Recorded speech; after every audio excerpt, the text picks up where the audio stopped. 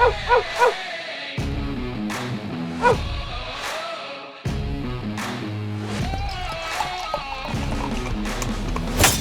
to another edition of the Dogger Pass podcast. This for UFC Vegas 50. I'm Paul Shaughnessy, joined on set by Hezbollah, and Cody Saftic is on the line. How's it going, Code? Yeah, good, man. Good. Last week, at least we got out of it unscathed. We knew it was going to be a tricky card, some tight spots here and there, but overall didn't get banged up too bad. And yeah, just maybe a couple of questionable decisions away from hitting it big. So happy to be back in studio. We've got 14 fights to work with here. And that's why I'm glad to be joined by you, Paul Shaughnessy, because I'd like to figure out which dogs you like, which are the tricky situations. There's 5 pick'ems on this card, which is very unusual for a card as well. So yeah, man, let's dice this thing down and figure out the best route to take. I had a pretty good card last week, and if George Masvidal just gave up, I know, rivalry, he was never going to let himself quit in that spot. Tyron did. But if we got that, it would have been a red panty night. But pretty good night at the office. Regardless, avoided a lot of. Most of my bigger plays worked out pretty good. No complaints here. But you're only as good as your last card, as they say. So let's get into UFC Vegas 50. All lines brought to you by DraftKings Sportsbook. As always, we got Magomed Ankalaev taking on Thiago Moreta Santos. Minus 600 Ankalaev, plus 435 Santos. I'll let you take it away. I feel like it's pretty straightforward. Yeah, very straightforward. But unlike, say, a few weeks ago, we got Islam Makhachev over Bobby Green, right? And when we did the show, it was minus 650 Makhachev. And you can get behind that because they're 155 pounders, and Bobby Green is effectively one knockout win in the last decade, and it was against a real estate salesman, 34-year-old from New York. Shout out to Al Akmenta. So the what could go wrong is kind of mitigated. Like if Bobby Green's going to win this fight, he's going to have to piece him up for 25. You don't see that happening. Puncher's chance is not there because Bobby Green doesn't have a real history of knocking guys out. This one's a little bit dicier because even though I think Magomed Ankalaev can go out there and roll, not necessarily with his striking or with his wrestling, but with his striking as well, Thiago Santos does have a history of icing guys, and you're playing with fire. Minus 600. Do I love Ankalaev? Yeah, I like him a lot, but is it the kind of thing that I would consider hedging out at the end? Maybe just because of puncher's chance. But here's the main thing is that Thiago Santos, 38 years old, that puncher's chance seems to be slowly evaporating, seems slowly to be sliding away from him. His best days probably at 185 pounds. He got a little bit too big. He challenges John Jones. He has a good fight against John Jones. One judge thinks he did enough to win. He does double knee surgery afterwards, and it's kind of been downhill since. Again, you look at the numbers, the Glover-Teixeira fight, he clipped Glover a few times, but outside of that, Glover takes him down, dominates him. Thiago looks tired, looks sluggish, not himself. You give him a pass because it's his first fight back. Alexander Rakic fight, low volume, only lands 49 significant strikes. Just not a whole lot of activity out of him. And again, you don't really see that big power on display. And then, of course, his last fight against Johnny Walker, just not really enough out of him. It's 25 minutes. Maybe he's looking to pace himself over the course of 5, but just not enough activity. And so activity kind of just start becoming a repetitive theme. When you look at his fights, he lands 44 over 25 minutes against Johnny Walker. Lands 49 against Rakic, fight that gone the distance. His fight with John Jones, again, it's 25 minutes. He lands 43 significant strikes. Just not enough out of him. You and I have been riding the Ankalaev coattails from like day one. Dude comes in. It's like, yeah, he moves really well for a light heavyweight. He's got a Sambo background. He can wrestle, but he chooses not to wrestle. Now, he's the laughing stock of the community because he gets tapped out with the triangle with 1 second left. But it's not like we ever bet against him after that fight. It was just like, damn, we took a bath on this one. But he's still the guy we think he's going to be. Hasn't got triangled since then. Knock on wood. But I mean, he keeps delivering, Paul, and we liked him because he's got great pace, great cardio, good chin, seems durable, can really go out there and get the takedowns, secure takedowns, and take that route. But beyond that, his striking has really evolved. And his last fight against Volkan Oezdemir proved a lot of things to me. There's a pure striker who he opted to more or less purely strike with, and he got chin checked a few times. Nice little left hook lands in the first, uppercut that he leans right into. The guy's got a chin on him. He proved that, and that'll be the main thing against Thiago Santos, because maybe you do get grazed a few times, maybe you do get clipped a few times, but he's way faster. His frontward pressure will just kind of back him up to the base of the cage, and then from there, land his strikes. He's got better volume. He's quicker hand combinations, could mix in the wrestling just to try to tire him out. And, of course, over the course of 25 minutes, that wearing him out will become the narrative, right? Maybe gets a late stoppage round 4, round 5, if he can kind of turn it on him. What I liked in the Volkan fight is buzzer rings. It's 15 minutes, right? 3-rounder buzzer rings, and he's still chomping at the bit going. Plus, he dropped Volkan Oezdemir in the first round with a nice left hand. Fight metric lifts him as an orthodox striker, but he fights the Volkan fight purely out of the southpaw stance, and like that right jab that he's got just sets up a beautiful left hand for him over and over again. I think he is kind of the complete package, and I think Thiago Santos is a guy that overachieved and has had his day. So beyond puncher's chance, Ankalaev rolls just -600. I'm probably not telling you anything that you don't know. And of course, 205-pound guys, blah, blah, blah, like anything could happen. But I'm sure we're on the same page, right? You're not going against him here. I added him. I made a parlay with him and Mirzakhanov, who we'll talk about, which is the first fight of the night. That's what they call Murderkhanov. That's what they call a tease in the biz. I grabbed him when he was -500 and Mirzakhanov was -160. The parlay together pays -106, just a standard play. I wanted to get it because I was like, you know what, this is -500. I know, like, anybody who's been paying attention, anybody who's listened to me since Ankalaev's been in the division, especially the last few fights, I think this is the best guy in the 205-pound division. Unfortunately, he's getting priced as the best guy in this division. Like, -600, we're getting up into dangerous territory, of course. I echo a lot of the same things that you said. Santos, after those knee injuries, the knee surgery, just hasn't looked the same. The volume has never been great. He's kind of just a puncher's chance. Going back and watching Thiago Santos versus Johnny Walker, it's just like, my God. It's like 5 rounds, both guys, neither guy eclipses 50 significant strikes. Like, that's the type of fight that Thiago Santos, I think that's the only type of way that he can go 5 rounds in a fight, is if it's a slower pace like that, he can go 5. But, if he has a higher pace, if he's trying to charge a finish like he was against Glover Teixeira, he starts running out of gas, running out of it quick. As a Ankalaev parlayer, I really hope we go back to the wrestling here. It was nice. It was cute against Volkan Oezdemir. Oezdemir has really, really sneaky good takedown defense from rewatching that as well. But, it showed a lot that he was able to outstrike him, beat him, get the cleaner shots, more technical shots, and avoid all the carnage. But, I mean, the way you lose this fight is you get knocked out standing on the feet against Thiago Santos.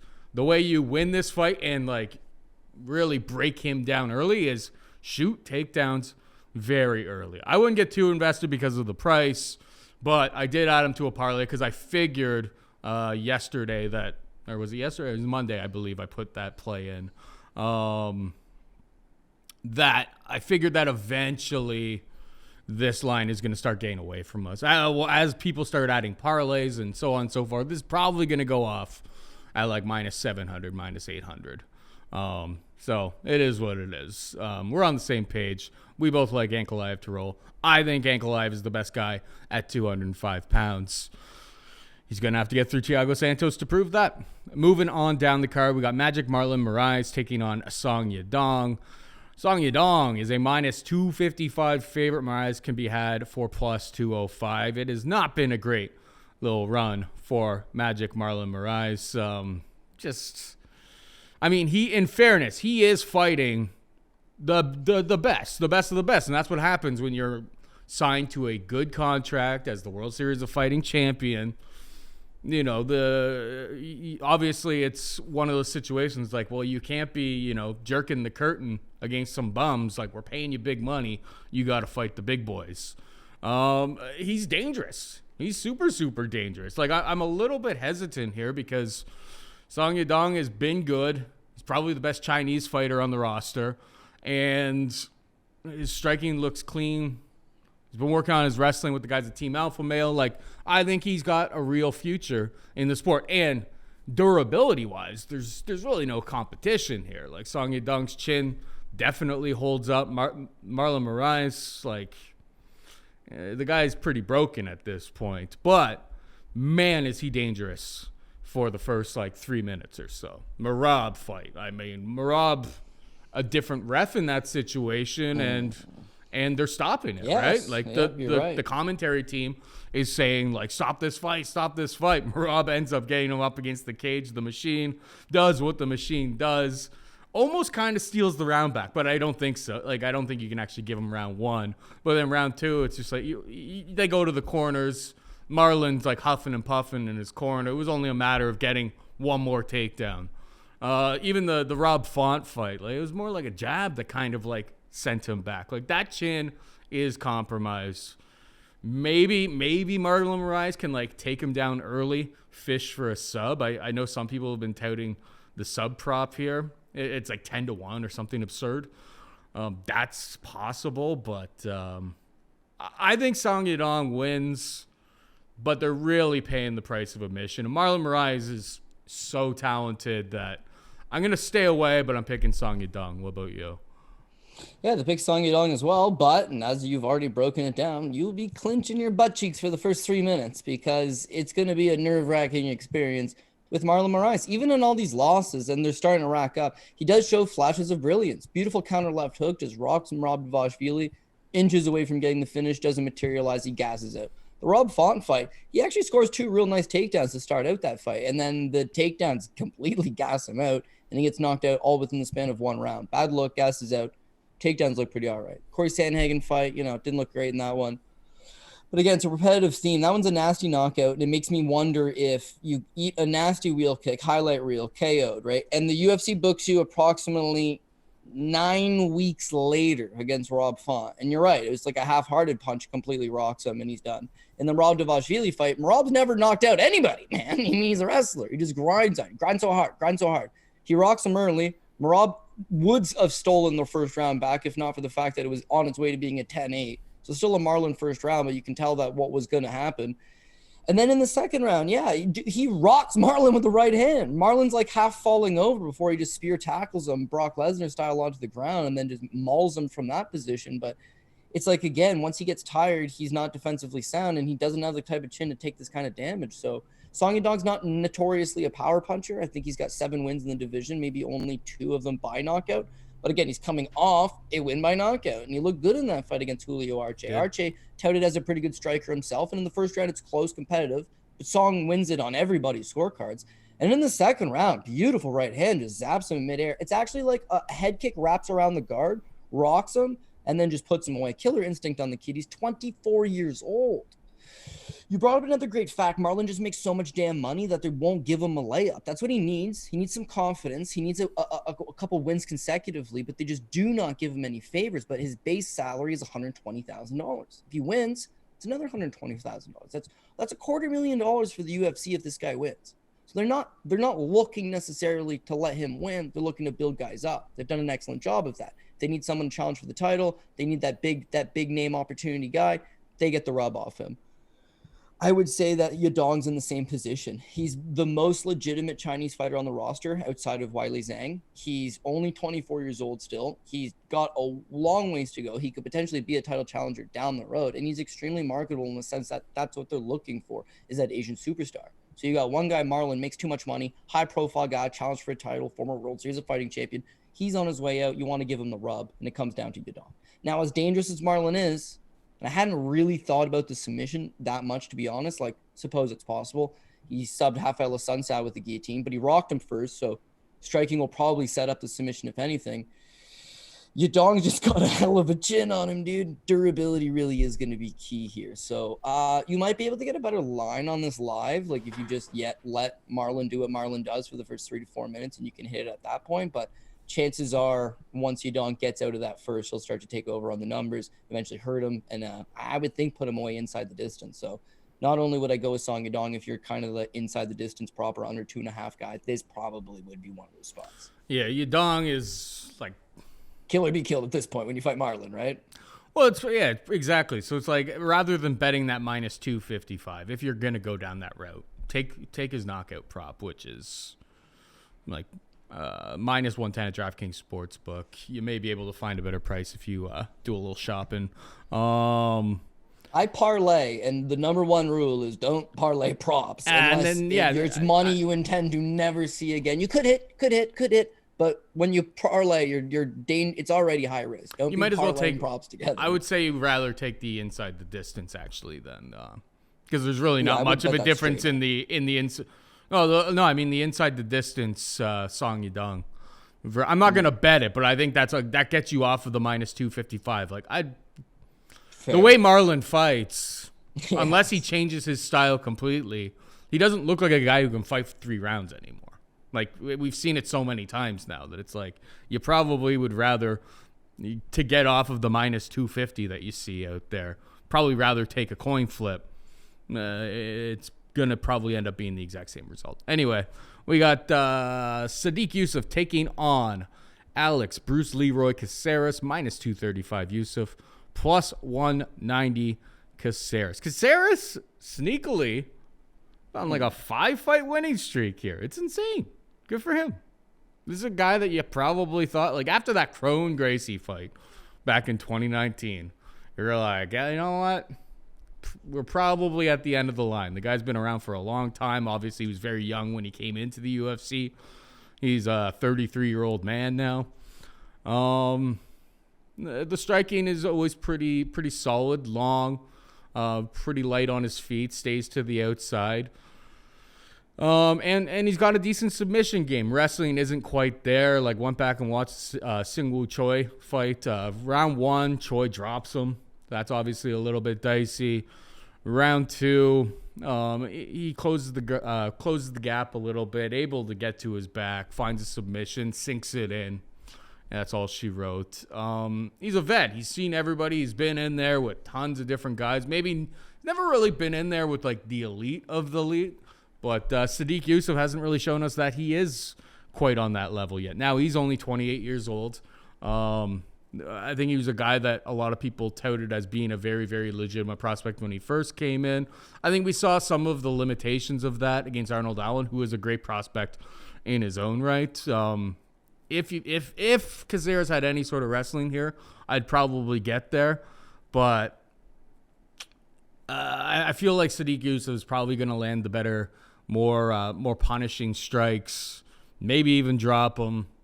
And that's going to be kind of a big problem. The problem with, Caceres is that I think he does at least have a submission advantage. I know that Sodiq trains with Lloyd Irvin, and I'm sure he kind of knows what to do down there. But, Caceres just kind of lacks like an overall strength that I'd be looking to pick on Sodiq Yusuff with here. So line at minus 235 Yusuff is a little bit too rich for my blood.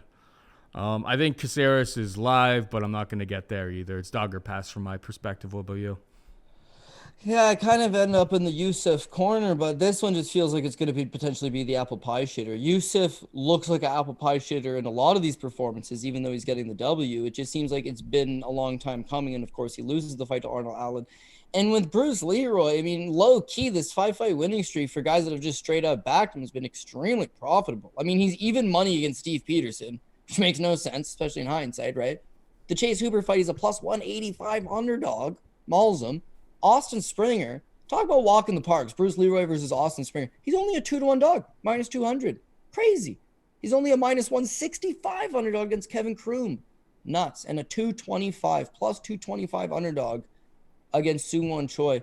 Yeah, I mean, it's been excellent, but I got to wonder, Steve Peterson just not anywhere in the division. Chase Hooper, total bust. Oh, yeah, they're cupcake Austin matchups. Springer, never been there. Kevin Kroom, not very good. Sung-Woo Choi is finally that one little step up. And he got mauled in the first round. He gets dropped, beautiful strike right down the middle, hits him. He's been known to have a good chin throughout his career, takes a shot, follow up a little bit of ground and pound. He scrambles to get back up to his feet, and Sung-Woo Choi blasts him with an illegal knee.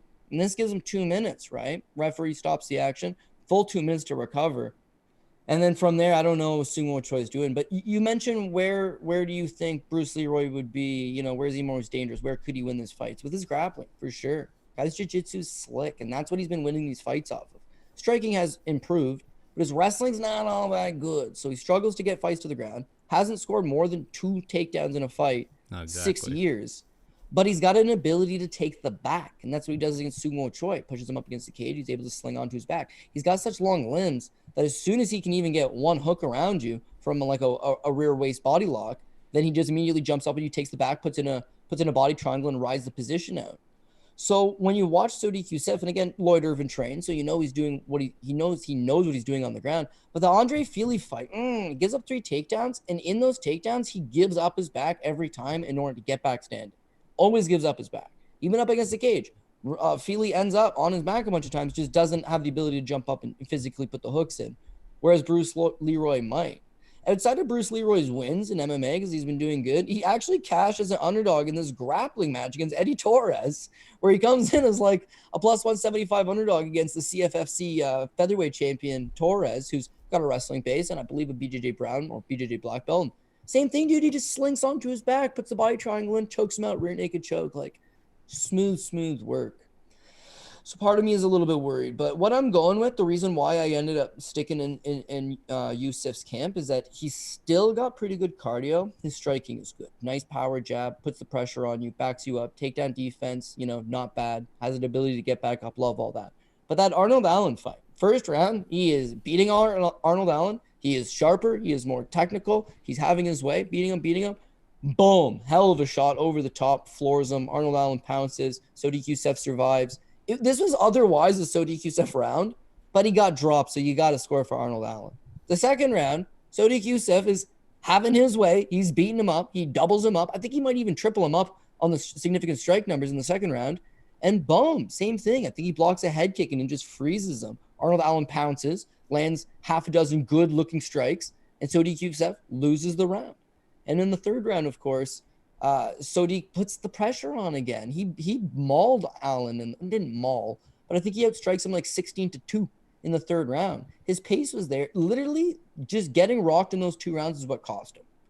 Bruce Leroy hasn't scored a clean TKO or a knockout victory since 2008 in his second pro fight on the Florida Regional. He has no power, certainly not enough to get Sodiq off of him. And that's going to be the key to beating Sodiq. Because, of course, his only other loss is by knockout. And he got rocked in the Fili fight, rocked in the, I think it was the Benitez fight or the Allen Moraes rocked fight. him. And Mike Davis. Round one, Allen rocked him good.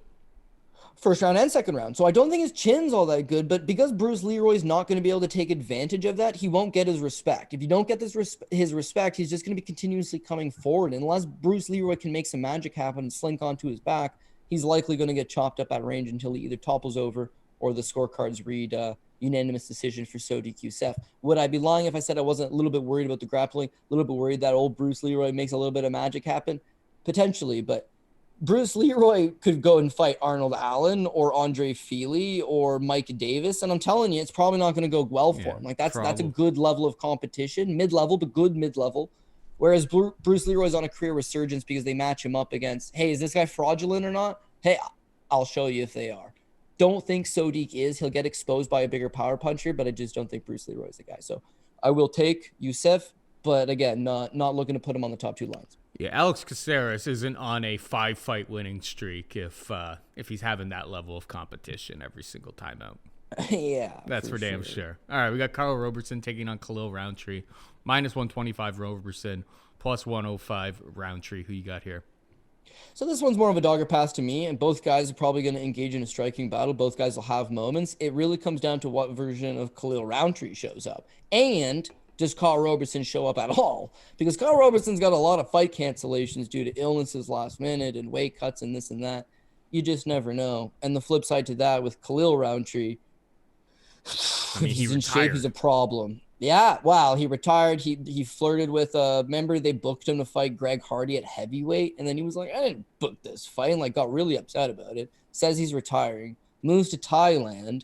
From Thailand, COVID happens. No training partners, bad shape. Takes the Marcin Prachniow fight and looked career worse. And he looked terrible in other fights prior. The Mikhail Alekchek fight, he looks absolutely bummed. But Alekchek ended up testing positive, so whatever. It was just another case of this guy's all the way washed up, no good, right? 32 years old, what are you going to do? He comes back to the U.S., goes back to Las Vegas, and something clicks. Because going into that fight against Modestas Bukauskas, a lot of people were on record being like, yo, came back to Vegas, motivated. He's in excellent shape, trains every day. Things are starting to click for him. He's not over the hill. He's finally putting it together.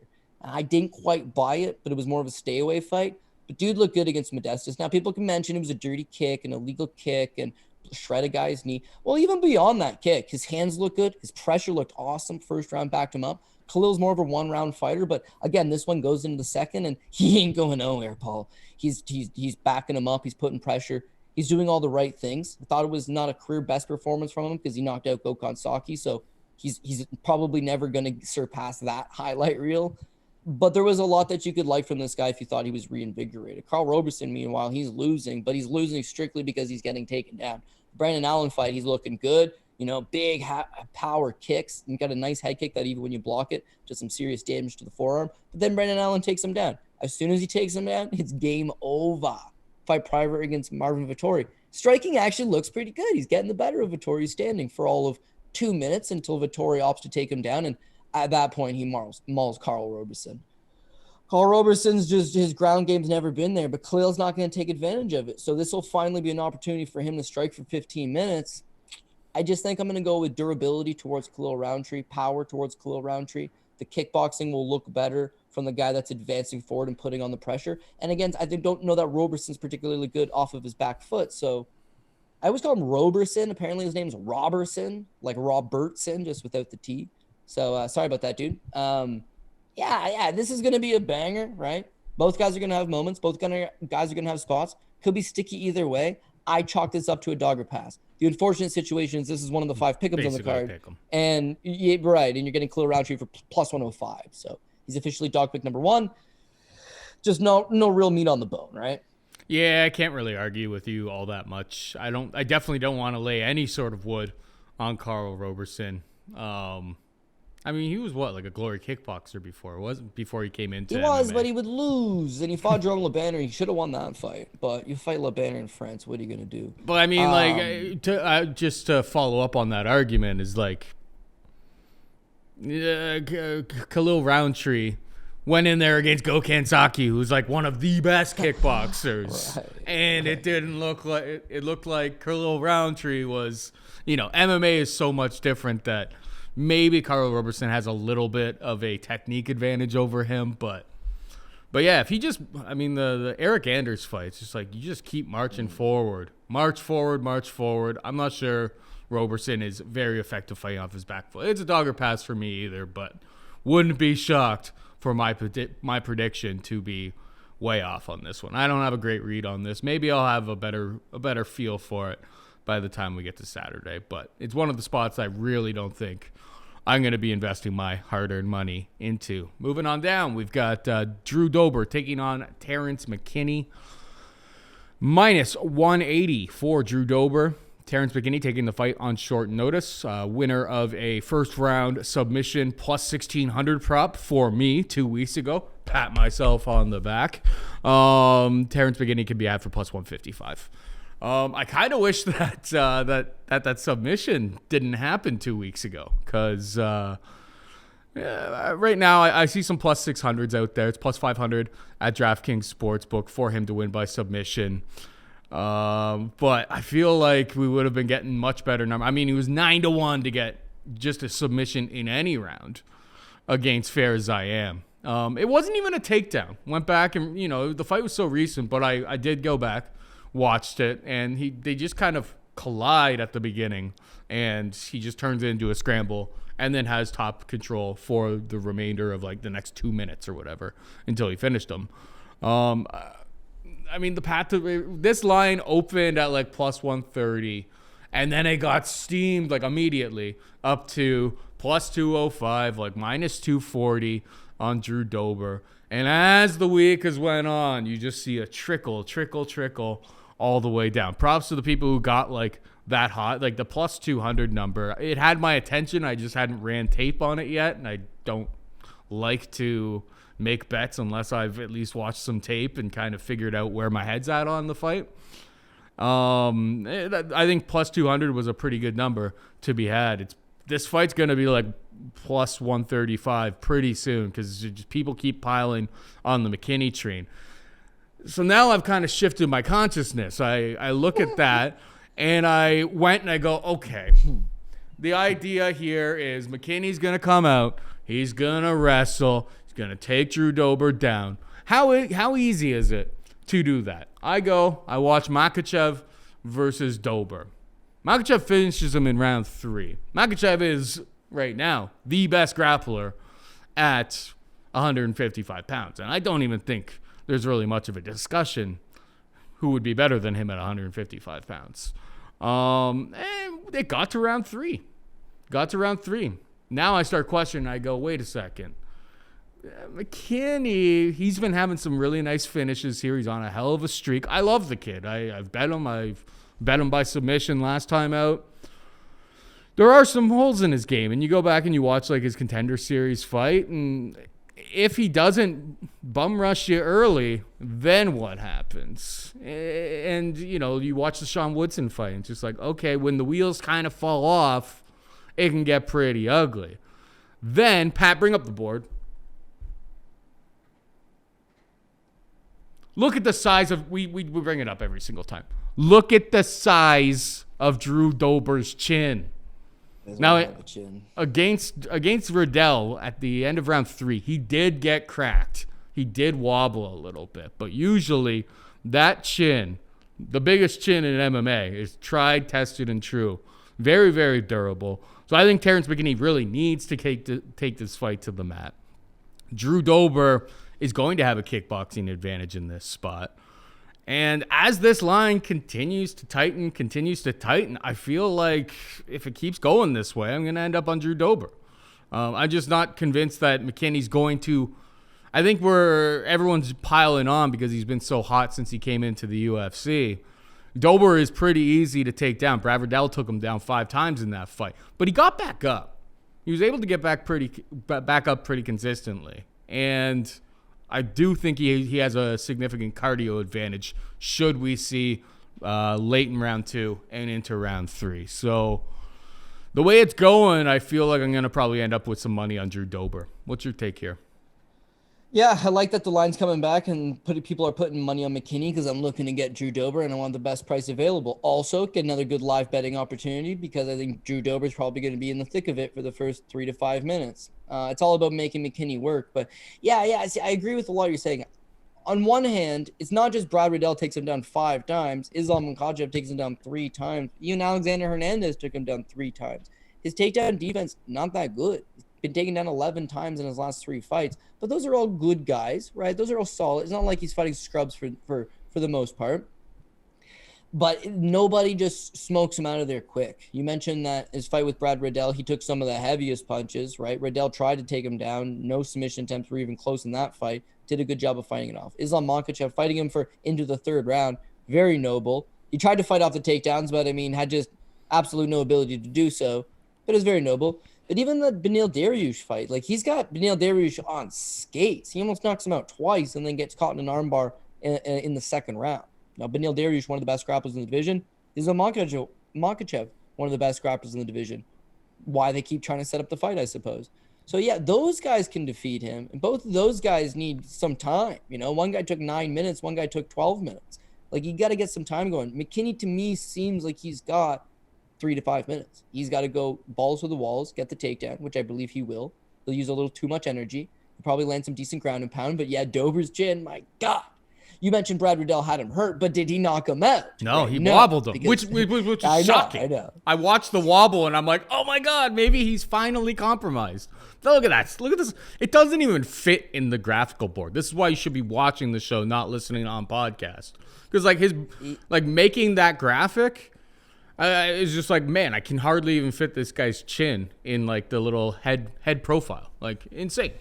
Insane. Yeah, dude, the guy can take a hell of a punch, right? He took Brad Riddell's best punch over and over and over, and then the last one does crack him pretty hard, but it's almost just it got piled up. I don't think McKinney's going to keep any type of pace or volume over the course of 15. He needs to get the takedown, which again, I think he will, and then get a quick submission. Again, when you look at Dober, it's like, okay, well, he has been submitted. Guys have taken him down and they have submitted him. So it's certainly possible McKinney could get the job done. But as he starts to tire, Dober's got some hellacious power, man. I mean, he really does. And this is the kind of world we live in. Crazy world we live in, really. Knocks out Josh Berkman, which wasn't easy to do back in those days. Smokes Frank Camacho. Smokes John Tuck. Inches away from beating Daniil Dariush, who's a top contender, right? Mm-hmm. Smokes Marco Polo Reyes. Beats Nazareth Haqparast in a minute, right? Smokes Alexander Hernandez in the second round. Knocks him out clean. This guy's coming into top 5. Gets the Makhachev fight and fails. No shame in that, dude. No shame in that. Then he gets Brad Riddell, who's a hell of a tough opponent. And he rocks Riddell's shit in the first round. He's got him hurt. Man, he's got him stung. He's backing him up. But Brad Riddell's a hell of a warrior. So great fight. And now he's fighting McKinney. McKinney's like a much easier fight on paper than these last 5 guys have been. Surely Dober works his way back into this thing in the second round and either puts him away in the third or just secures the second and the third round. So Drew Dober. I mean, Riddell is the city kickboxing coach. Yeah. Round 1 and round 2 on the feet, as competitive as it gets. Like very, very competitive on the feet. I think the takedowns for Riddell kind of solidified, and late in round 3 where he wobbled him. That really stole the round. But like everything else, like you go back, watch that fight. It's like the margins. I don't have the stats right in front of me because I don't have them queued up right now. But the margins there, the strikes for strike numbers are just razor close. Like I don't think McKinney can go. Like he's got to get the takedowns here. So props to you if you got those early odds. I would have probably taken them too, but. As the week progresses, I'm probably more likely to end up on Drew Dober by KO, which I see as a plus 200 offering out there. In the streets. Yeah, I feel like that's pretty. It'd probably be like round 2 or something like that. All right, moving on. We've got Alex Pereira taking on Bruno Silva, minus 180 for Pereira, plus 155 for Bruno Silva. Blindao. Super exciting fight. Very, very, very, very exciting fight all the way around. Alex Pereira, obviously in his UFC debut, taking on Michailidis. We at least saw that, like, hey, this guy isn't a complete schmuck for getting taken down. Not that Michailidis is some sort of, like, world-class guy, but it's like they were up against the cage. He was able to fend off those types of positions. You know, he showed that he's been working on it, at least. Obviously, he loses round 1, mostly because he's, like, controlled against the cage. But kept himself out of trouble, and then, wow, the flying knee. That's what we're here for, is that this guy's striking. He has beaten Israel Adesanya, the current champion, of 185 pounds. It was a nice little, like, building block type of performance against Michailidis. This should be a super, super violent affair, but the good thing for Pereira in this spot is, like, Bruno Silva hasn't landed any takedowns in the UFC. He has some decent ground and pound when he gets it down there. That's usually from, like, knockdowns or that type of situation. He's not really a wrestler. So I can understand Pereira being the favorite in this spot. I'm going to pick him to win because I think that they're skillfully selecting opponents for him here. Guys that are not just going to spam takedowns, and guys with, like, legitimate wrestling that could cause him some big problems as he's working out those kinks in his game. I mean, if this ends up being a striking affair, how do you not pick Alex Pereira, Glory Kickboxing champion? So I think he's a rightful favorite here. I haven't bet it, but I was interested to hear what you had to say. Yeah, I mean, it seemed like a walk in the park, right? But then you got Khalil Rountree on the card as a stark reminder that sometimes the Glory Kickboxing champion doesn't do so well in these fights. Like, it is MMA. They're 4-ounce gloves. Anything can happen, and this is an absolute banger. This should honestly be headlining a fight night card simply because you got one guy, Pereira, who's already really established in one sport, has a bit of a following, but he's 34. So he needs to get over with the MMA crowd now.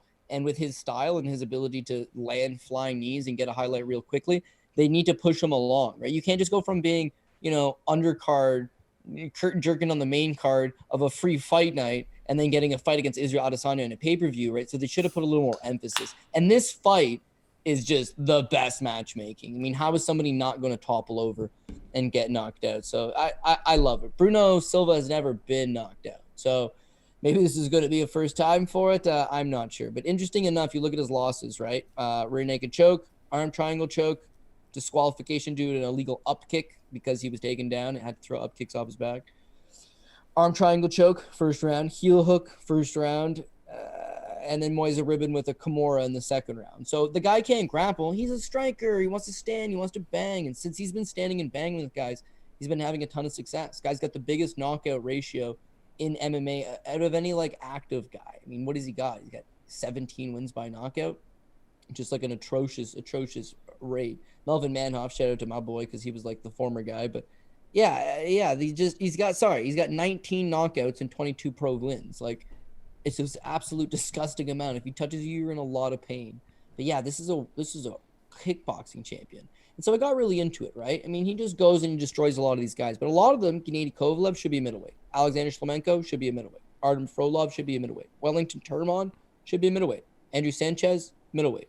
Jordan Wright, they're not the biggest guys going. Pereira, middleweight, but he's 6'4" with a 77-inch reach. He is a big boy. He's got a 4-inch height advantage over Silva. He's going to have a significant reach advantage over Silva.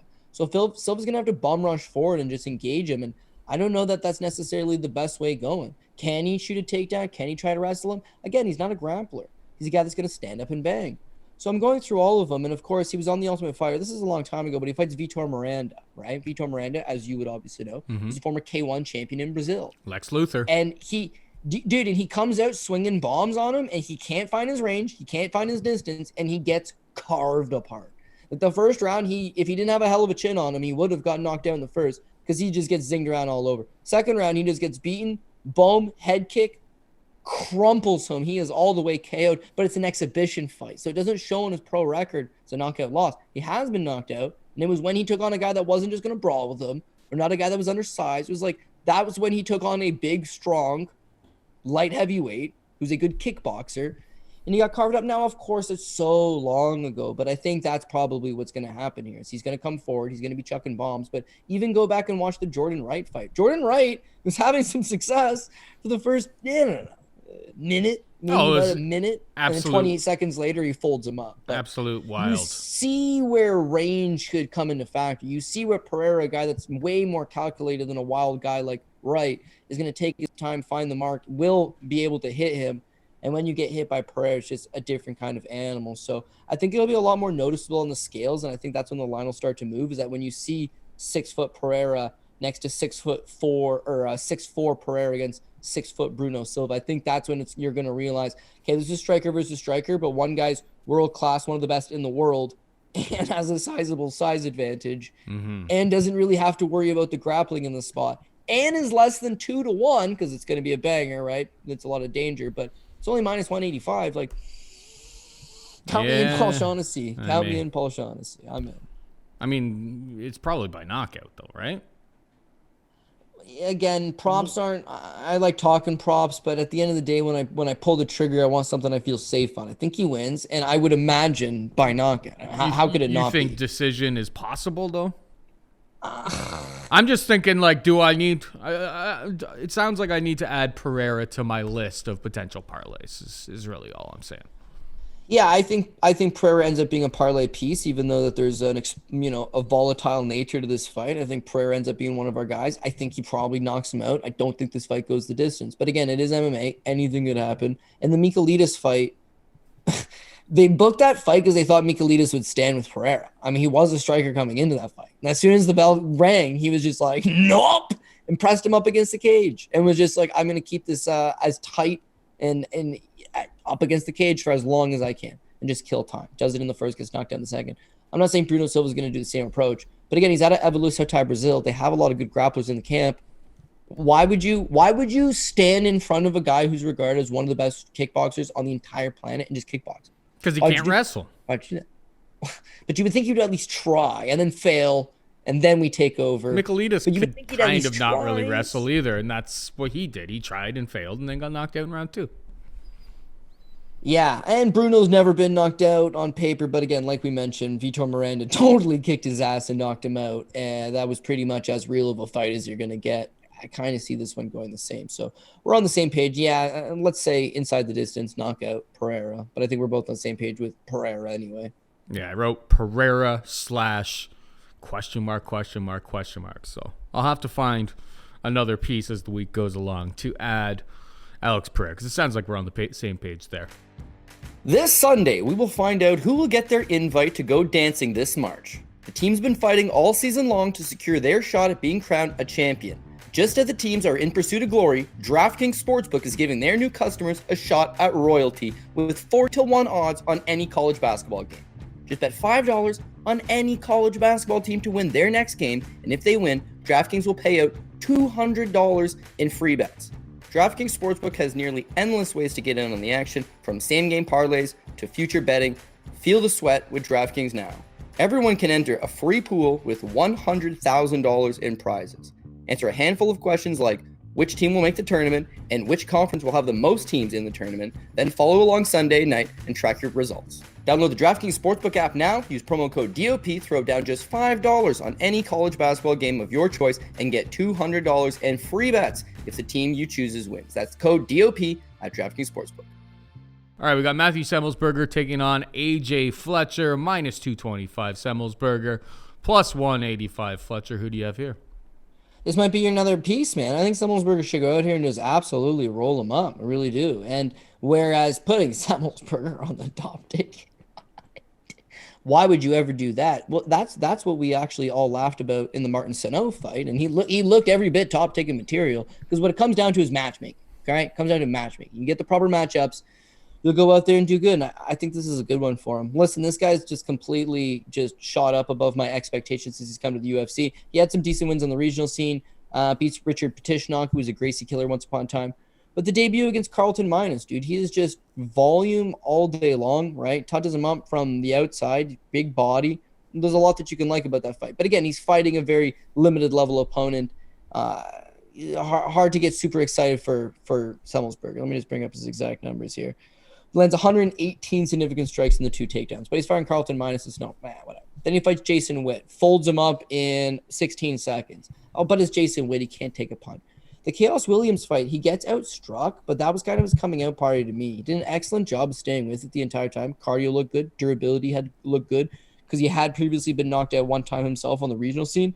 But Chaos Williams, man, he's got a ton of power, and he took his best shots. He did an excellent job of, I thought, working his way back into the fight the longer it went. And I thought that there was an argument for Semelsberger maybe even winning that fight, but didn't.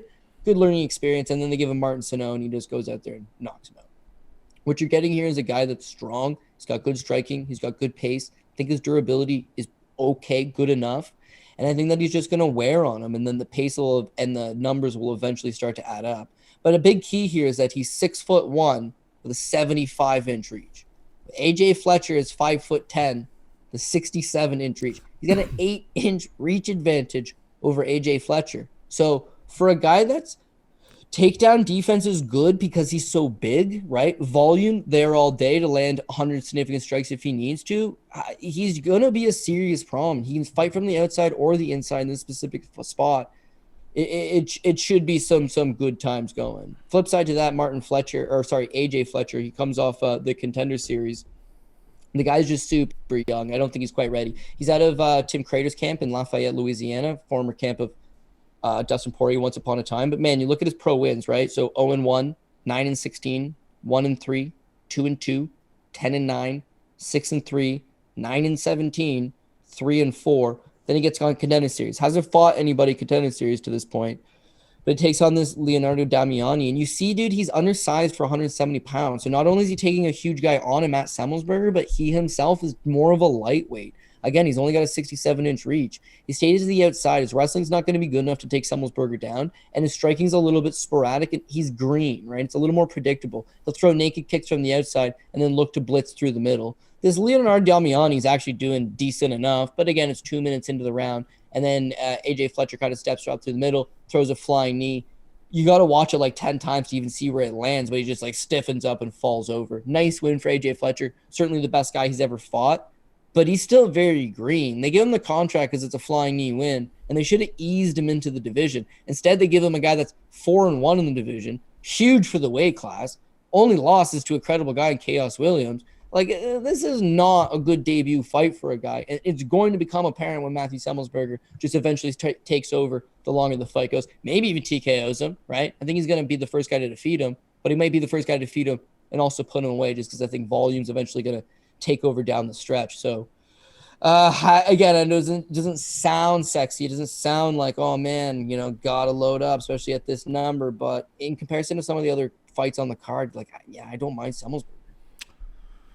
One, how dare you be such a shortsism guy on this program? Bringing your shortsism into this when I've got Hasbulla sitting on the scene. Not a good look. Two, Semelsberger, I think it's bad chalk, man. I've already bet AJ Fletcher. I grabbed a plus. I grabbed a plus 212.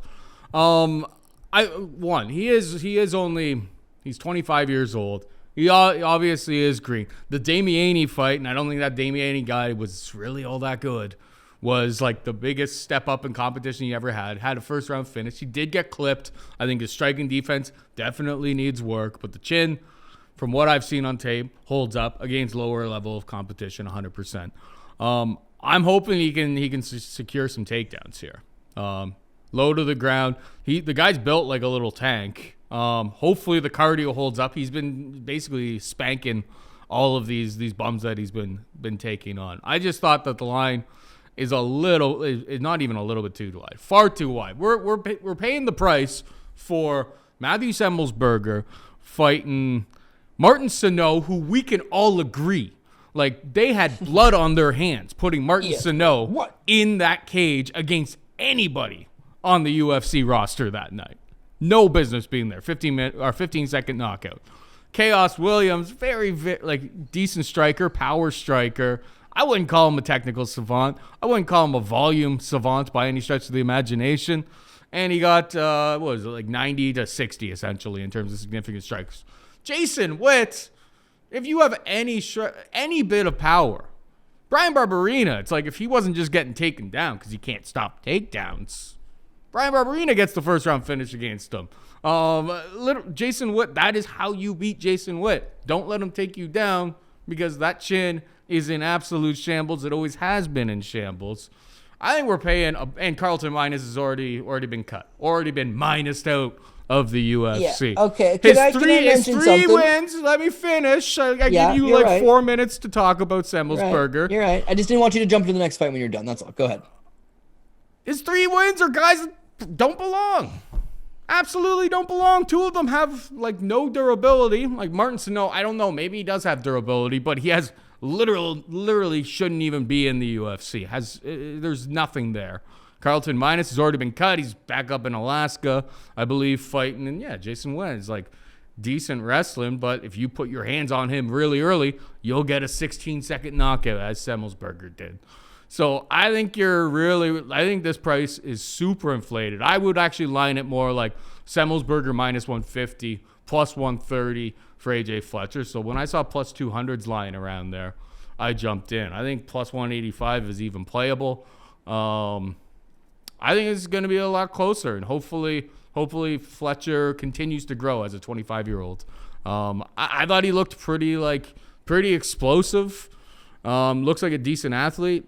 Decent entries in and out of some wild strikes, I suppose. I don't know. I think this kid could have some potential, so I'm willing to take the dog shot here. Yeah, okay. So I was talking about the shortism and giving him a grief. You know who really gave him grief was the coaching staff at Louisiana State University, because he attempted to be a football player. He wanted to play football. He went to LSU, quickly fanned out of the program, and then ended up transferring over to the University of Louisiana Lafayette, which is in his hometown. Bails on football and decides, I'm going to get into MMA. He made his pro debut in 2019, like a few months before Semelsberger signed to the UFC. And again, he's undersized at 170 pounds. He should be fighting at 155. And to put you on the same timeline of when this guy turns pro, he's only been fighting pro for less than 3 years. Semelsberger shows a loss in his last amateur fight, 2017, right? Even before this guy. to William Knight at 205 pounds. He's going to be way bigger than him, Paul.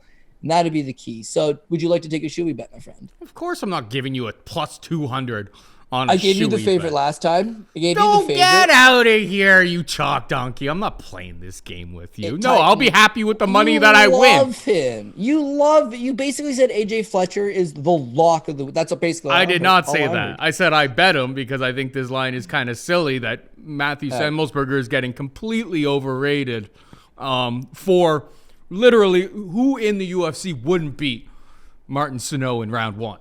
Literally everybody would. So you can't even take anything out of that.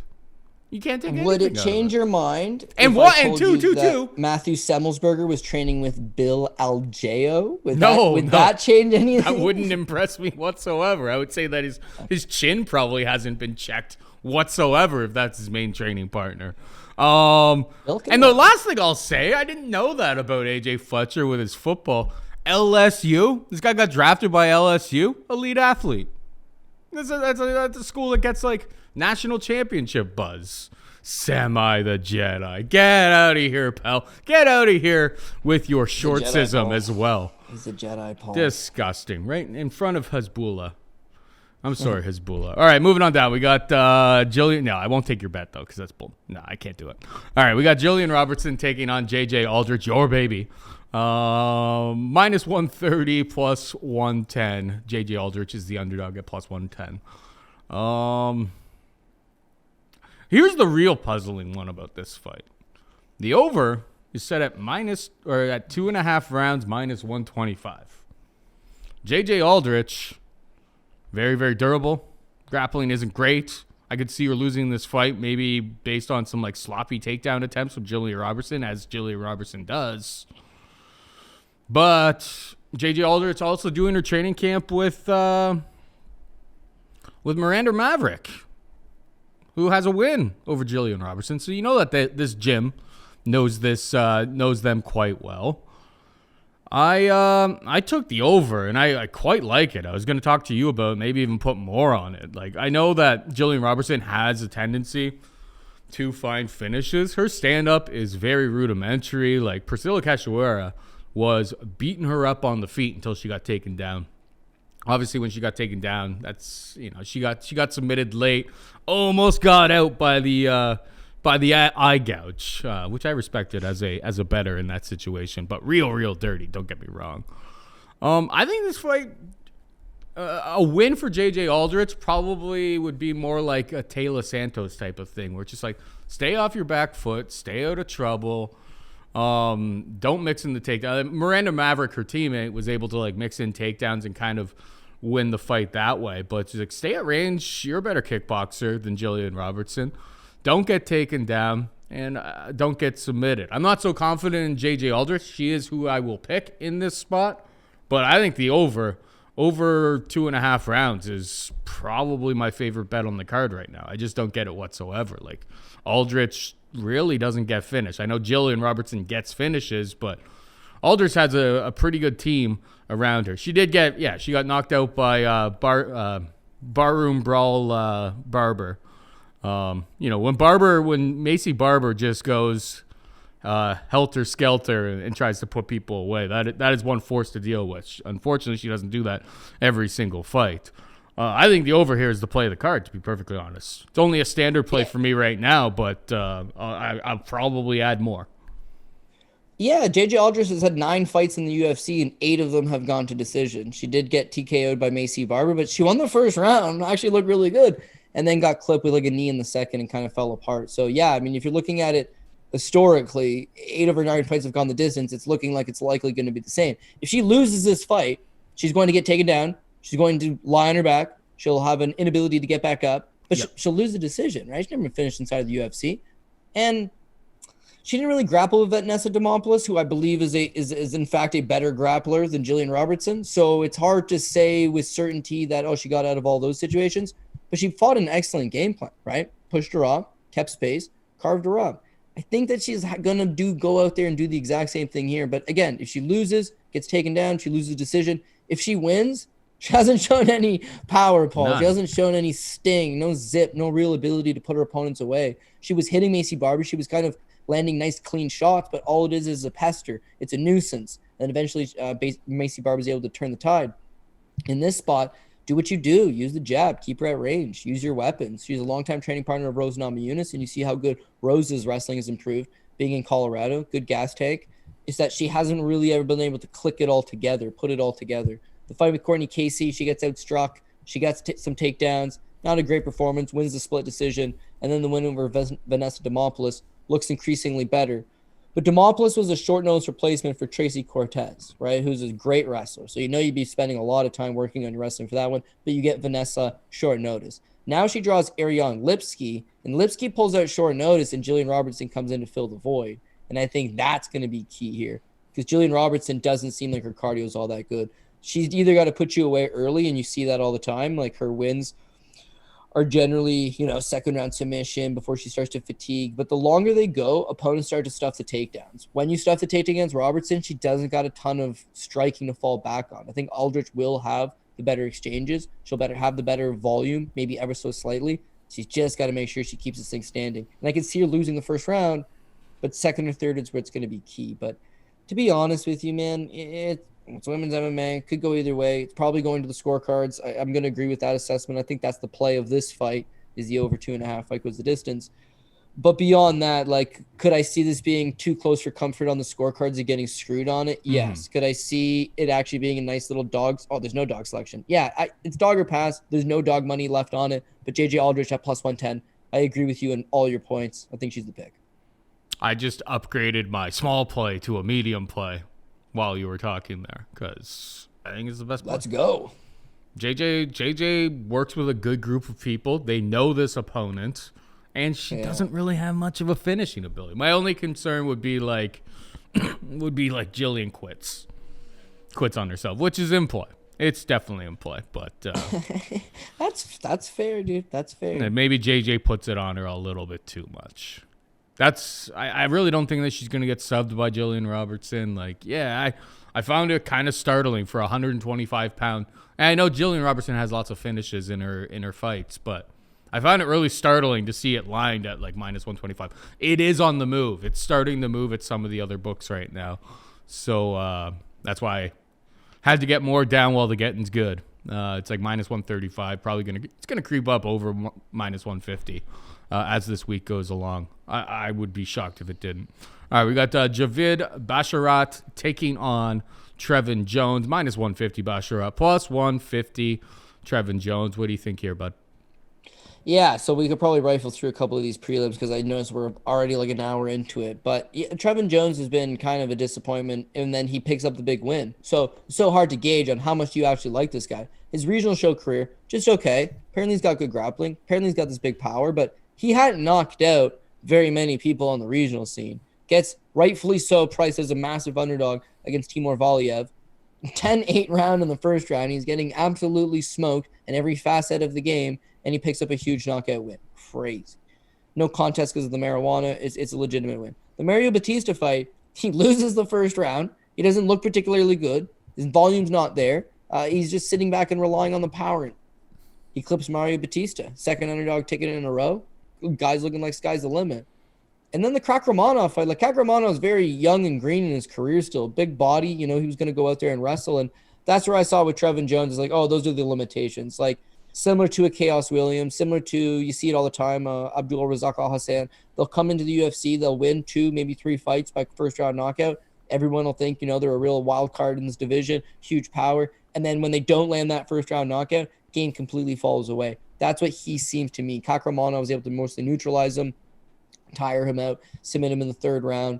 Not a great look for Trevin Jones as far as I'm concerned. Javid Basharat, it's hard to get a great read on him as well because he had fought a lot of lower level guys. Contender Series, he looked great. And then on Contender Series, he draws a guy that's 16-0, and it's quite honestly the worst 16-0 you've ever seen. But I'll just say 16-0, and he's about a minus 185, and they get a little heated at the weigh-ins and they exchange some words. But for a guy that was emotional or there was some bad blood in the fight, he fought an excellent game plan. He maintains great distance, stays to the outside. Defensively, he seems pretty sound.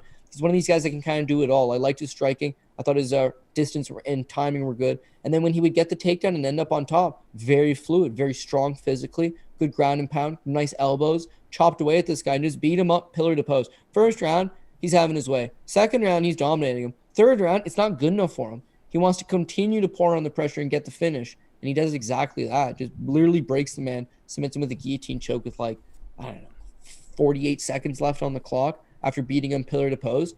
Very nice, very nice. He's also full-time in Extreme Couture in Las Vegas. He's getting great looks in there. He's training with an excellent team. And the sky's the limit for him. I think he's 26. Is he 26 years old? He's 26 years old. He's going to be getting a lot better. So with Trevin Jones, just not all that impressed, to be honest. I don't think his grappling is as high level as some might think. And if Basharat ends up on top, then I think he's going to beat him up from on top. If the fight stays standing, Jones has that big power. But finding Basharat's not all that easy, He's very elusive from the outside. And I think that's probably where he's just going to chip away, stay to the outside, chip away, maybe clinch him up, maybe press him into the cage, maybe try to tire him out the way that Kakramanov did. But ultimately just be safe, be smart, and don't get knocked out by Trevin Jones. But again, he's never been knocked out, so I'll give his chin the benefit of the doubt. I think this kid, I thought he looked great on Contender Series. Looks very, very well-rounded. He's a bad guy, but he looked very well-rounded. You're right. I mean, Kakramanov, we gave him lots of respect, obviously. That's why I ended up on Kakramanov against Trevin Jones from watching him versus Umar Goat a little ways back. I don't know. I thought Javid looked pretty good in that Contender Series fight. I was curious about his submission prop, but that's already plus 350. It's not jumping off of the page to me. The books are kind of wise to the fact that he's got that in his back pocket. It sounded like you think that it's like more of a stand-up affair, which I found was pretty interesting. The under in this fight is probably my most interested play. Under 2.5 rounds I see out there, like minus 125, minus 120. That kind of covers the majority, I think, of Trevin Jones's win conditions in this fight. And I wouldn't be surprised to see Javid, finish the job as well. Trevin Jones really put himself into that guillotine really recklessly against Sodiq Kakramanov. Basharat, I think, is going to be a decent prospect moving forward. So I like the money line quite a bit, but I think if you want to even be a little bit safer, I think the under 2.5 rounds, if available to you, is the play here. Moving on down the card, we have Kamuela Kirk taking on Damon Jackson. It's a straight pick 'em, so I don't want to hear you talking about, well, I'm going to pick the underdog in this spot. Yeah. This one opened at minus 155. Minus 160 for Kamuela Kirk, and the market seems to like Damon Jackson. And I'm going to let you talk first, but I think the market's on crack.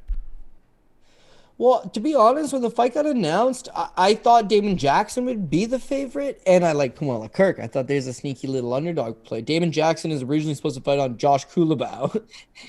So, I don't know how hard he was trading for that. But this is a much different fight in Kamuela Kirk in that he's got stout takedown defense. He's got a striking advantage, a wrestling advantage. His submission grappling, pretty damn good. I can't say it's better than Damon Jackson's, but good enough to keep him out of hairy situations. Mm-hmm. If he wants to keep a fight standing, I think he should. And he'll piece up Damon Jackson on the feet. If Damon Jackson tries to take him down, and then he just avoids it, stuffs it up, and then he'll end up on top. And if he ends up on top, grappling's just good enough to stay out of harm's way. Would I be a little bit worried that he's coming on a short notice? Yes, and of course I still am. But he came in on short notice against Makwan Amirkhani. Same thing. He's not the original opponent. He took it on 3 or 4 days. Steps in. I bet Kamuela Kirk in that spot. He did win. Wasn't without controversy. He got taken down 5 times. And Makwan's a great wrestler. Won. But Makwan's a very high-level wrestler. And to be honest with you, this kid was getting taken down, but then he was working the entire time. Mm-hmm. He was working. He was landing the damage. He was doing whatever he could. That's it on short notice. He's still young, and he's getting better. Even on a Contender Series, he fights Billy Q. This guy looks good in the first round. Here's a young, legitimate prospect. And then Billy's pace. You and I hit that one. Remember, Billy was big underdog. His pace takes over in the second and the third round, and he puts Kamuela Kirk away. but you could see there's something to work with. He went back to the regional scene. He worked his way back to the UFC, takes a short notice fight against Makwan Amirkhani, who's been ranked as high as top 10, top 15 in the division at one point in time. So solid victory, even though it was controversial. I get it. To come back into this one, I think could go similar. He lands the more damaging shots, he keeps the fight standing, he outstrikes him. So yeah, right. It's pick 'em. There really is no dog side of it, but I'm leaning towards Kamuela Kirk. I think I was waiting to talk to you because I wanted to add Kirk to the card here. It's like I went back and watched the Damon Jackson versus Charles Rosa fight, and it's yeah. I mean Charles Rosa, we talk about it all the time. It's like if he thinks he can't, and he did land a nice little like spinning back elbow round 3, which like cut Damon Jackson right up. Really bad cut around the eye. If it's like a little bit over, probably gets the fight finished. Round 1 and 2, he absolutely dominated.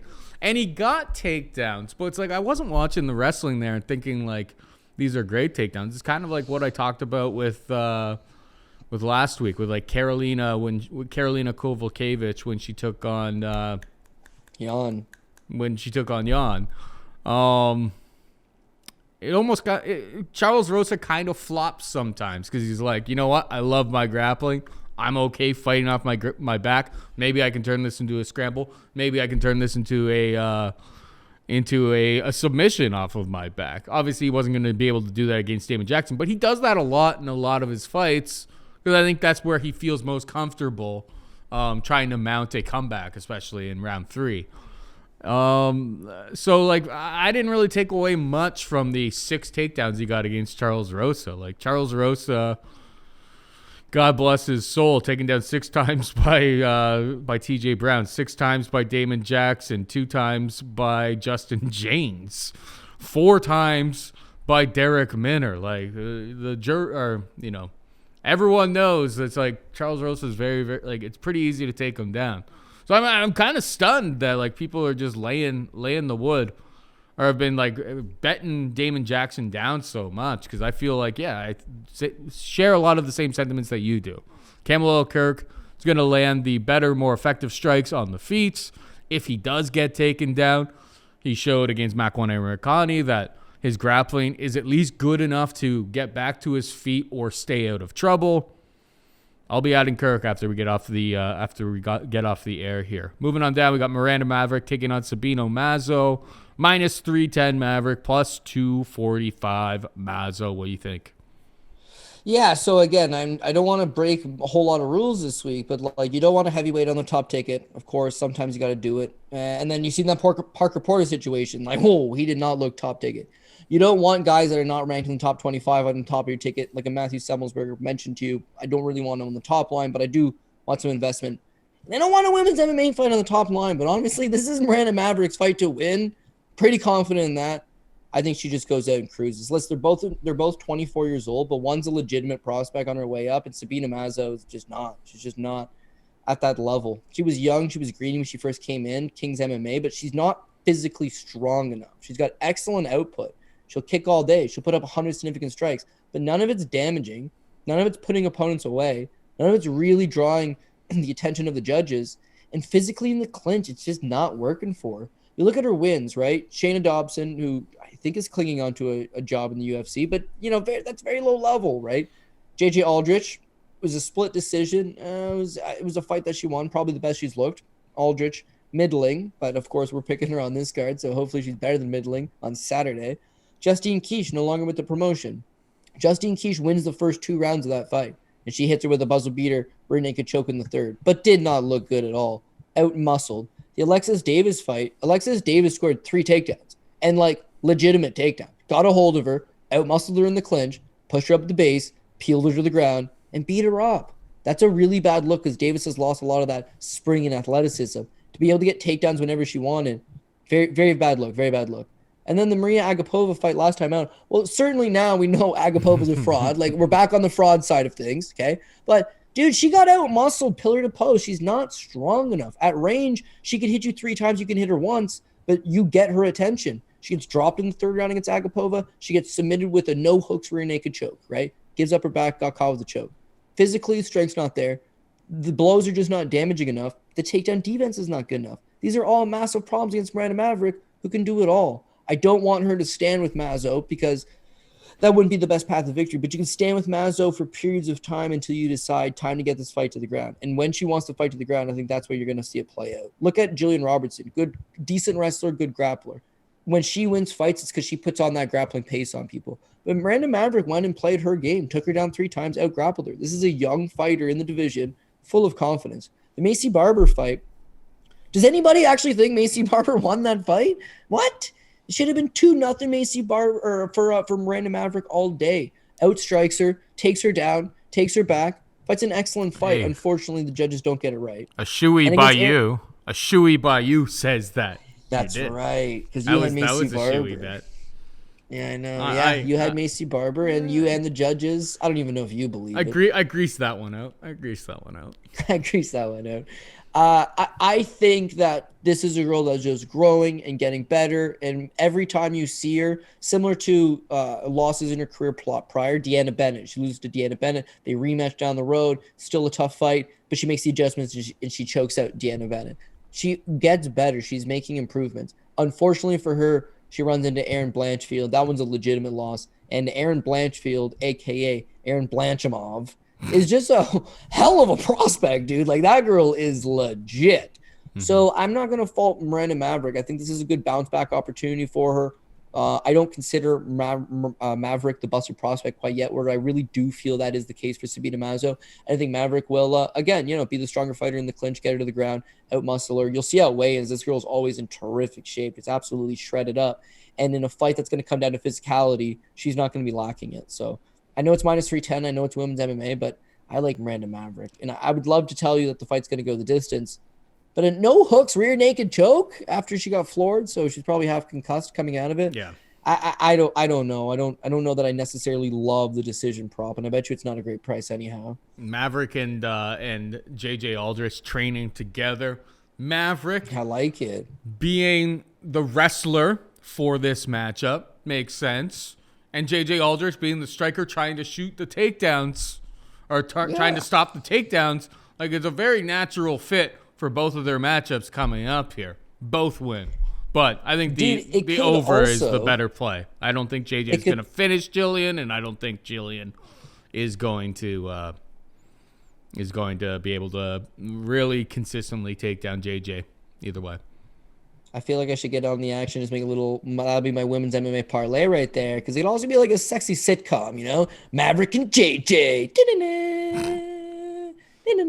Training partners, getting ready, montage stuff. You know what I'm saying, Paul? It'd be good times. I hear you. Maverick, I really like. JJ, not quite as much, but if they both come through, I'll have some exposure. Yep. All right, we got Dalka Lungiambula taking on Cody Brundage, minus 120 Dalka, plus 100 Brundage.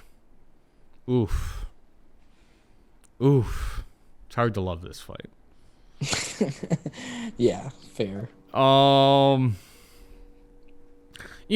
in fairness, I'm trying to remember. This is like one of the first fights that I taped because I was like, oh, maybe there's some value here. Because Dalka, I always get drawn to Dalka because he's just so jacked, especially at 185 pounds, just absolute shredded. But like the technique on the strikes, I don't even think he's got all that much power, to be perfectly honest. Like, it's like power. Yeah, power when there's not really the technique there. He's just winging bombs, and there isn't much accuracy on them. In fairness to him, against Marc-Andre Barrios, that was the best his gas tank had looked in all of his UFC fights. Brundage versus Nick Maximov. He did all right against Maximov early, but like Maximov's really definitely a work in progress right now. The grappling's pretty solid. He's able to control people, hold people down, but on the feet, he's definitely he's working on all of those skills. I mean, initial lean and even post lean, I'll lean towards Dalka. I think it's going to be a lot harder for Brundage to take him down and hold Dalka down, and I think that's the best way for him to win. But I don't know if I trust Dalka with my money at this point. Kind of a flamed out prospect. The only wins that he's gotten have been against really, really marginal competition. Ankalaev lost. We throw completely out. Like, of course he's going to lose to who I believe is the best light heavyweight in the world. And yeah, there were some improvements against Marc-Andre Barriault. Like the pace was up there for him, and the number of strikes that he threw.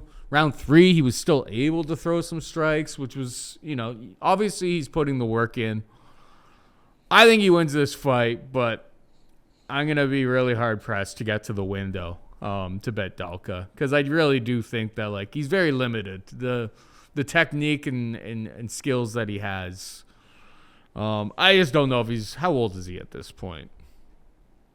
He's already 34. It's just like, this is what we got. He has been making improvements the last couple of years, so props to him for that. I just don't know if I can get there. I don't think I went back and watched Cody Brundage's fight against William Knight from Contender Series, because I'm like, what happens when he takes on a guy with, like, not that much, like, technical striking? And, like, in fairness to Brundage, like, he had him down, he took him down, he was landing shots to the side of his head, had him pretty much, like, flattened out, and then he just muscles his way up. I could see something like that happen, where Brundage takes Dalka down early, just gets out-muscled back to the feet, and then flattened. I'll pick Dalka. I'm not very confident, though. What about you? Dude, that's what I think might happen too. Like, I'm going with Cody Brundage, but I see the same thing. I think Brundage will have early success. He'll probably get the takedown. He'll hold him down. But at any point, if he gets tired and this thing ends up standing, he doesn't have a great chin. Like the William Knight fight, it's all within the span of one round. He gets the takedown because, he's a guy that wrestled collegiately out of Newport, I believe, Newberry College. Doesn't matter. Anyways, he's a guy that wrestled collegiately. He's Amanda Cooper's husband, grinding hard out of Michigan. Guy can wrestle, takes William Knight down. But as soon as Knight got back up, you saw he's way too green, doesn't have the striking, eats one great shot, goes down. Cut, goes to the regional scene, or does not get cut, doesn't get the contract on the Contender Series, go to the regional scene, fought Joseph Cropshot. Again, now you see where he is a wrestler. He likes to get his wrestling going, likes to take guys down, likes to kind of put that pace on them and then look for the submission. Submits him in the third, and then takes the Nick Maximoff fight, kind of short notice for Karl Roberson, I believe, is the original opponent. Steps in for him, and it's like, I don't know if that's again, now it's wrestler versus wrestler. But Nick Maximoff was the one that got the 4 takedowns. And in terms of his grappling, it looked good, but not great. His cardio didn't look good. It was good that he went 15 full minutes. I think he outstruck Maximoff like 14-2 in the third round. A lot of people thought Brundage won the fight. There just wasn't anything really of substance. And that's the worry here against Dalcha, is that he'll probably get the takedown early. But unless he can consistently do that for 3 full rounds, I'm not entirely sure. And with Dalcha, Marc-Andre Barriault fought a real stupid game plan. Like, he just stood in front of him with his hands down and invited a brawl. Worked out for him that time, but it was a very bad game plan. Marcus Perez, he is who he is. We'll go back to this Magomed Ankalaev fight, which, no shame, dude, no shame. But Ankalaev gets a takedown. Well, first round, Ankalaev's outstriking him way faster than him, eats him up with the southpaw stance, backs him up against the cage, and then cage control. He just easily presses him up against the cage, but does not take him down. In the second round, Magomed Ankalaev gets a double leg takedown up against the cage again, because that's the problem with Dalchas. He's always walking back. Like, he always moves himself back to the cage, tries to fight off of it, similar to like what Masvidal was trying to do against Colby. When you got to move, if you know these guys are going to shoot. Ankalaev gets him with a double leg off of the cage, and then Paul, as soon as he hits the ground, that's it. 4 minutes, he doesn't even try to get back up. He just lies on his back like a fish out of water.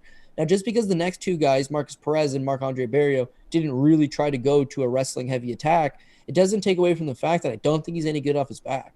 He is a judo black belt, and he's only 5'8", which is incredible considering he used to fight at 205 pounds. So he's got a low center of gravity, and again, because of the judo, he does know how to stuff takedowns. But Razak Al-Hassan also has a judo black belt, is known as Judo Thunder, and is like quite literally gets taken down by everybody. Joaquin Buckley looked like a D1 All-American against him. So I don't know that this judo is necessarily translating, especially when you're up against the cage. And I think that Dalcha could be in tough with Brundage. If Brundage just takes him down and lies in his guard round 1, takes him down and lies in his guard round 2, and then all of a sudden Dalcha needs a third round knockout, it doesn't quite materialize. It's a squeaky split decision type of thing on the scorecards. I don't know, man. I wouldn't want a whole lot of exposure on this fight. I can see it going either way, although you're going to go slight lean towards Dalcha. Don't fault you for it. I'm going to go slight lean towards Cody. because when I don't bet on guys named Cody, that's when they usually win. And if it's going to be wrestler versus striker or wrestler versus judo guy with big muscles, I generally favor the guy with the perceived grappling advantage. And in this spot, it's Broadridge, so that's going to be the pick. But Dalka's got like some judo, doesn't he? He's a judo black belt. Black belt. But I mean, in the battle of judo versus wrestling, I just feel like I'm going to take the guy that wrestled collegiately. I mean, it's pretty obvious. I'm not going to argue with you all that much on it either. It's not a fight that I'm overly interested in putting money into. There will be no shoey bets had on Dalka versus Brundage. All right, moving on down. We got Chris Mutino taking on Guido Canetti. Minus 145 for Mutino. Plus 125 for Canetti. I saw somebody on Twitter. I can't recall. So sorry if I'm not giving you your due daps here. I saw someone say they're like, I waited 8 months to fade Chris Mutino, and they gave him 42-year-old bantamweight Guido Canetti coming off of 3 losses. Like, this feels like absolute payback to Mutino, being like, hey, kid, thanks for saving that fight against Sugar Sean O'Malley. Thanks for taking 250 significant strikes to the dome and keep moving forward. Really, really appreciated. He landed 60 significant strikes. Kid had tons of heart. Props to him. Was so outclassed. I mean, the stoppage by Herb was pretty sketch, to be perfectly honest, at that point, because it's like there's like 30 seconds left in the fight. And it's like, man, you've literally already let this kid die. You might as well just let him take a few more shots at this point. A little sketchy thing from Herb there, to be perfectly honest. Like he had an inside the distance ticket. He must have had. Because, like, it's like, dude, like, you were supposed to stop this, like, 7 minutes ago if you were ever going to do it. If you had compassion, that's when you were going to do it. It was kind of weird, but watching that fight back, like, can he just move forward aggressively, and probably outvolume Guido? Yeah, Guido doesn't really have the greatest pace. He doesn't really land significant strikes at a great rate. His wrestling's nothing special. And his strikes, he really only has, it's like a left hook and a left body kick. Like those are the two strikes, or left kick really. Like he moves it to the body, he moves it to the legs. Doesn't really move it to the head all that often. It's very, very, he stands southpaw and he hurls the two big weapons, from the backside. It's a pretty straightforward type of thing. I guess Mutino is where I would pick here. If he's able to keep pressing forward, well, that kind of eliminates these like looping shots that Guido throws. That leg kick or the kick, the loaded up kick that he throws is probably going to be mitigated as well. So I can see why Mutino is the favorite here, but wouldn't it be the most MMA thing ever for Mutino to go through hell and high water against Sugar Sean O'Malley and then get iced by Guido in the first round here? Neither one of these guys have much of a high upside here. This is a payback fight. Thanks for not dying. Thanks for not suing us, Chris Mutino. Here's the biggest squid on the roster. Mutino's the pick, but boy, oh boy, there's so many better things to bet. Yeah, I don't know. See, on one hand, they're doing him a favor. On the other hand, they've been doing Guido Canetti a favor for quite some time. He beat Hugo Viana as a plus 450 underdog, and then he ended up having a positive test, and it ended up being a false positive, and it cost him about 3 years of his career. And since then, he's gone 1-4. He's on a 3-fight losing streak. He's 42 years old.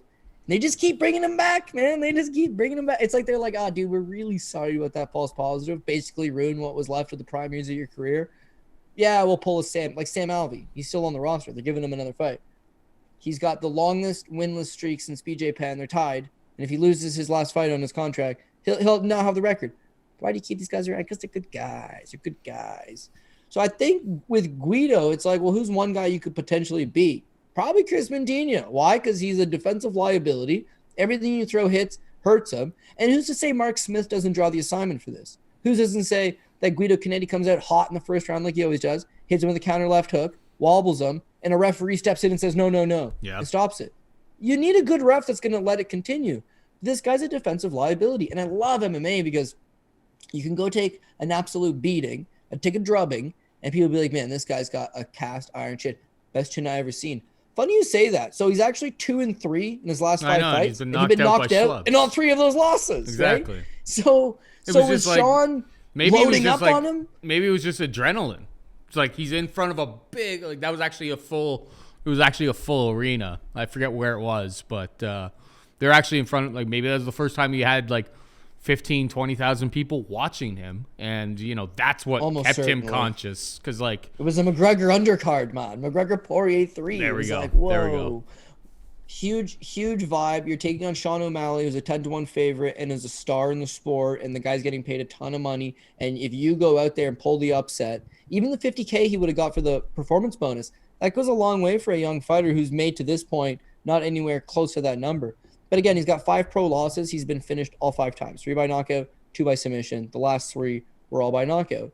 If he goes out there and he wants to be this crowd-pleasing guy and he's chasing another 50K and he's going to march forward with his hands low, it's just not smart. Not only is it not smart for career longevity, which guys like Chris Lieben, they don't care about that. But you see what kind of shape they're in now, right?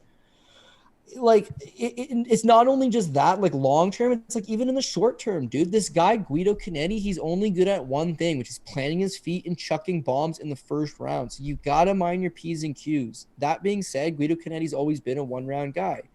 He looked better in Manny Martinez fight his last time out, where he kind of fought 2 rounds before he fatigued. Mm-hmm. But the Bat Garrell fight, he gets clipped. The Marlon Moraes fight, he probably won the first round. I thought he won the first round. Second round, wheels completely fall off. The Hung Yo Kang fight, again, he starts off hot, throws some big strikes, then he tires out. And the thing with Chris Montinho and the way he fought O'Malley, like, let's just assume he does the same thing here.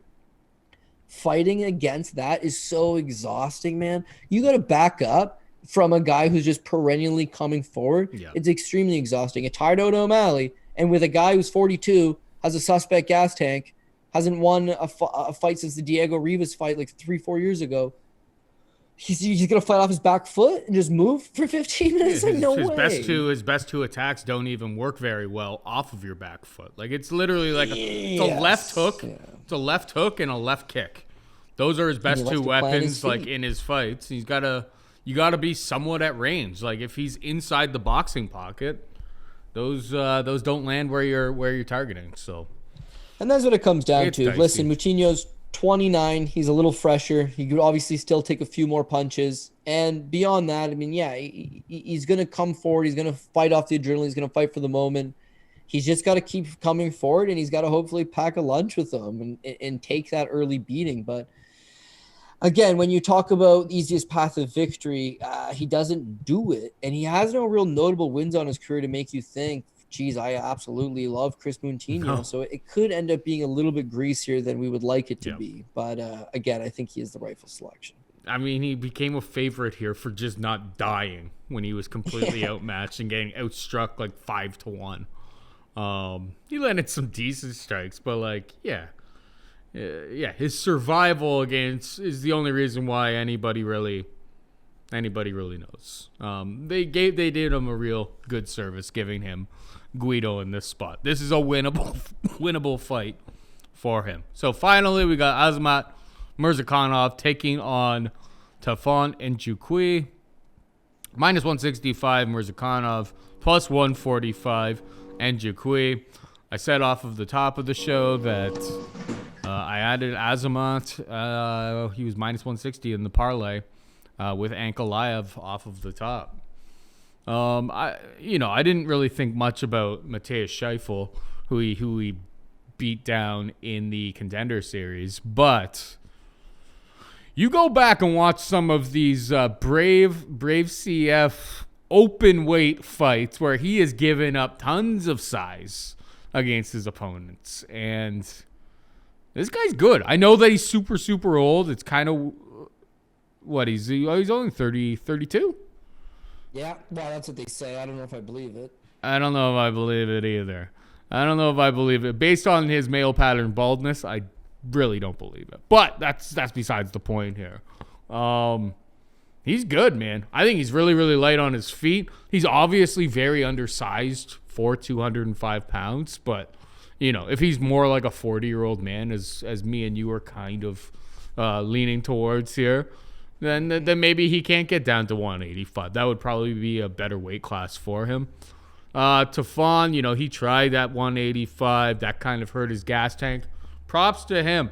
Last time out in his last fight, that was the best that we saw of his gas tank whatsoever. That was the best that we saw his volume whatsoever against slow Mike Rodriguez.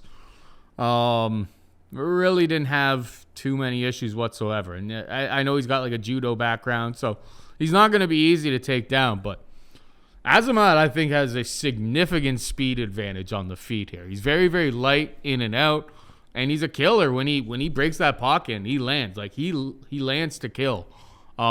This guy, and yeah, some people may be like, oh, well, he's undersized. And it's just like, yeah, but you go back and watch some of those open weight fights that he's had. One against Guto in a cinch. One against Mohammed Fakhreddin. Like, he has given up tons of size to a bunch of not Fakhreddin, sorry. Fakhreddin's like a 170-pounder. But against Guto, the Guto in a cinch fight that I'm thinking of, is like he gave up tons of size in that fight. And it doesn't really seem to bother him. He's able to get takedowns. He's able to force them up against the cage. Like, Mirzakhanov looks like, I know he's a contender series. A lot of people like to fade the contender series. It's like, it's not too long ago that Njoku was, the contender series guy. I think Mirzakhanov seems to be a pretty complete package. I don't know if he's got like, especially at his size, like he doesn't have like championship aspirations. I think he's way too small to do any damage to, Ankalaev at the top of the card, but I think he's really, really talented. Is there anything to be really worried about here? Because I don't really see too much. No, dude. So a couple things, right? You say he's undersized because, yeah, right. He's not the tallest guy. No, you're the one talking about height and being discriminatory. But I still bet him. Guy. I still bet him, even though I think that he's too small. Yeah, that's fair. But, 5'10", 71-inch reach. I think he's giving up 6 inches in the reach department to Fon Njoku. And like you said, maybe a little bit undersized for the division and maybe won't have any real title aspirations because of it. Dude, I don't think it matters to him one bit. You brought up the Guto in a cinch fight where he just mauls him everywhere, beats him standing, presses him up against the cage, takes him down, tires him out. Real complete performance. But he signed on the dotted line to fight Jared Vandera. Jared Vandera is deemed not medically fit. By the way, Vandera weighs 265 pounds, right? And they say, Vandera is not medically fit. Felipe Lins is rumored to be in the fight. Lins can't get licensed or whatever the case is. He was trying to fight heavyweights. He was trying to go up to 240. He's a bad man. 260. This is a bad man. Bad man. And so here's the interesting thing about him, right? He's a Sambo champion. He's a good striker, southpaw, very, very fast and very light on his feet. Maybe because he's slightly undersized. He makes up for it with speed, and he's got a ton of power. He is just going out, earning the name Murda Kazanov because he is just absolutely destroying them up. He defeats Andre Muniz, who's now a star in the UFC, knocks him out in 50 seconds. UFC signs him. He beats this Georgi Sakaev. They signed him up to fight Joachim Christensen 2 months after his last fight. Signs up for the fight, pulls out an injury. USADA knocks on the door. Positive test. Give him a 2.5-year ban. UFC killed the contract after that.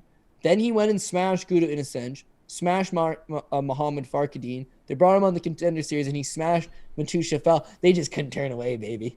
They just couldn't turn away. This guy looks good. He looks like he's a good striker. Looks like wrestling is in his back pocket, although he typically chooses not to use it. Similar to an Ankalaev, I suppose. And I just think he's going to have a massive speed advantage. And Tafon Njoku is not particularly very big himself. I mean, look at the Jamie Pickett fight. He made 185 pounds. Yeah. He does stand 6 feet tall with a 77-inch reach, but he's fought at heavyweight where he fought William Knight, and he's fought at 185 where he fought Jamie Pickett and Jung Young Park, right? The Jung Young Park fight was terrible. He threw no volume. He got controlled.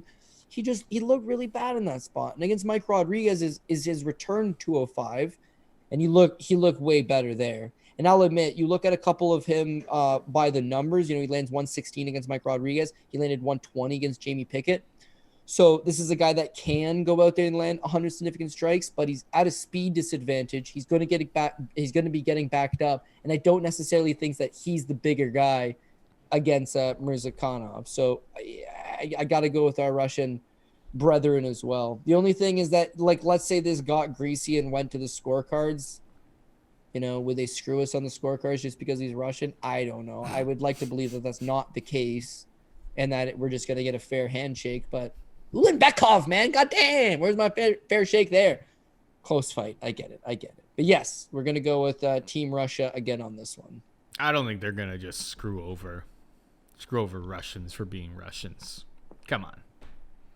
I always think, what's my worst case scenario? I don't want to lose, right? I try to cover every angle, and there are some angles where it's like, there's fan favorites, they give them the nod. There's the villain. This guy comes in and he was holding on to Fawn the whole time. I don't think he's gonna hold it all. He's just gonna box him up. But again, I'm always trying to process what's my worst case. Worst case is don't get a fair handshake. All right, so what I've got this week, I got Mirzakhanov and Ankalaev parlay minus 106. I think the lines are, the Ankalaev line is starting to getting away from all of us. Not that it's moved from, like, I question whether I should have even gotten involved at minus 500, and it's minus 600 now. So it is what it is. I wanted to have action on it. I feel like he's going to win, but it's obviously not the greatest parlay piece. I just wanted to get in on Mirzakhanov as I was watching tape. I got AJ Fletcher plus 212.